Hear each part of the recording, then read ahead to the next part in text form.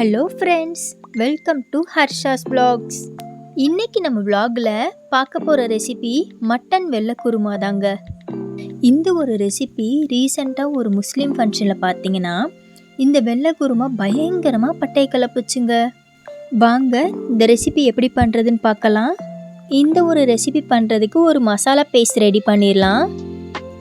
அதுக்கு நான் அரை மூடி தேங்காய்ச்சில், கசகசா 2 டீஸ்பூன், சோம்பு 1 டீஸ்பூன், சீரகம் 1 டீஸ்பூன், 10 போல் முந்திரி பருப்புங்க.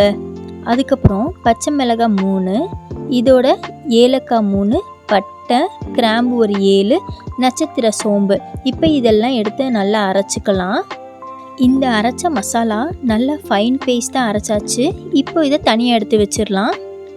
இந்த ரெசிபி பண்ணுறதுக்கு ஒரு கடாய் எடுத்துக்கோங்க. கடாய் நல்லா ஹீட் ஆனதும் 4 டீஸ்பூன் தேங்காய் எண்ணெய் சேர்த்துக்கோங்க. இதோட உங்களுக்கு ஒரு நல்ல ரிச் டேஸ்ட் கிடைக்கணும் அப்படின்னா ஒரு 2 டேபிள் ஸ்பூன் நெய் சேர்த்துக்கோங்க. இதோட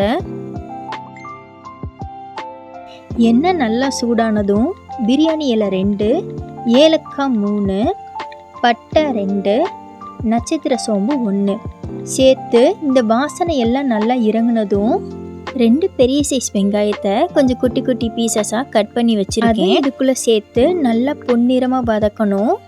இப்போ பார்த்தீங்கன்னா இந்த ஓரங்கள் எல்லாம் கலர் நல்லா சேஞ்ச் ஆகிருக்கு பாருங்கள்.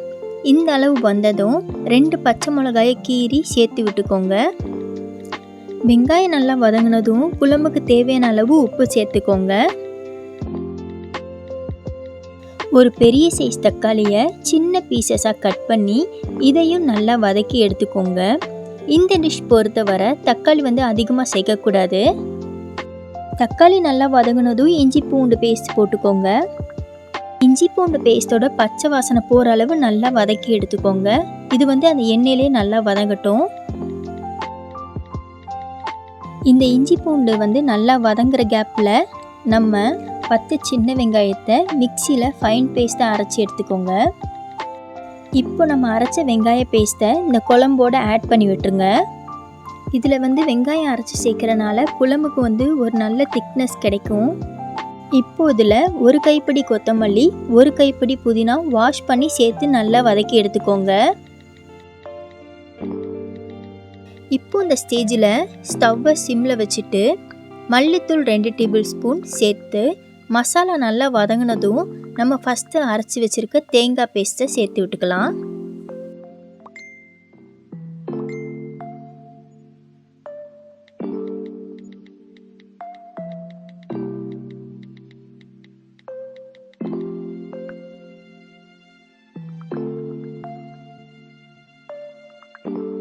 தேங்காய் பேஸ்ட் நல்லா வதங்கினதும் 3 டீஸ்பூன் தயிரை நல்லா மசாலா ஸ்ப்ரிட் ஆகிற அளவுக்கு நல்லா கலந்து எடுத்துக்கோங்க.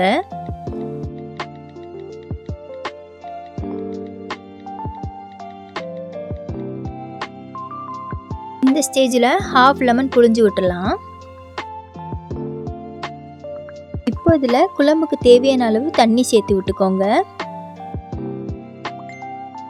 இப்போ இதில் 5 மீடியம் சைஸ் உருளைக்கிழங்க இது போல் கட் பண்ணி சேர்த்து விட்டுக்கோங்க. அப்போ தாங்க பார்க்குறதுக்கு ஒரு ரெஸ்டாரண்ட் ஸ்டைலில் இருக்கும். இது ஆப்ஷனல் தான், இது சேர்க்கணுன்னு அவசியம் இல்லை. இப்போ பாருங்கள் லைட்டாக கொதி வர ஆரம்பிச்சிருச்சு. இந்த டைமில் 1 கிலோ மட்டன் நல்லா வாஷ் பண்ணிவிட்டு குக்கரில் ஒரு 5 விசில் போட்டு வேக வச்சு எடுத்திருக்கேன். அந்த மட்டனை இதோடு நான் சேர்த்து விட்டுக்கிறேன். இலை ஆட்டுக்கறியாக இருந்துச்சுன்னா 3 விசில் போதுங்க. கொஞ்சம் முத்தின ஆடாக இருந்துச்சுன்னா ஒரு 5 விசில் போட்டு எடுத்துக்கோங்க.